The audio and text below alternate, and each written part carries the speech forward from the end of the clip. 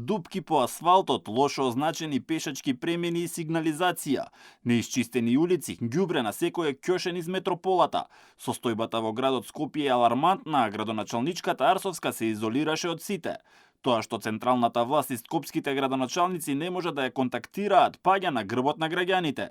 Министерот за локална самоуправа Перински рече дека по локалните избори на есен, Арсовска ќе си замине од градоначалничката функција и работите ќе се сменеле на подобро. После ноември многу работи ќе се подобрат на подобро и комуникацијата пред се со сите градоначалници на општините во рамки на градот Скопје мора да биде на дневна основа за да се надминуваат сите предизвици и препреки. Најголемиот проблем во моментот кој што градот Скопје го прави за општините во рамки на градот Скопје е обструкцијата на секое ниво и во суштина оние средства кои што се влеваат во касата на градот Скопје, а потекнуваат од страна на локалните самоуправи на територија на град Скопје, во иднина несразмерно се инвестираат.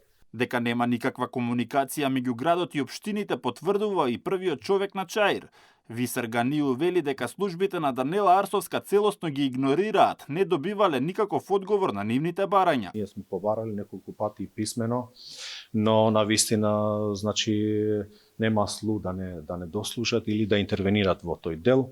А само за пример, неколку пати сум кажувал, имаме булевар, улица Ферид Мурати, каде што 3,5 години нема сигнализација уопшто. Е асфалтирано и нема значи ни пешачки премин, ни линии, ни кај да се паркира и градот Скопје тера инает. На работната средба Ганију и Перински разговараа и за измените на законот за локална самоуправа кои се подготвуваат. Со нив меѓу другото се предвидува и можноста за отповикување на градоначалник преку референдумско изјаснување.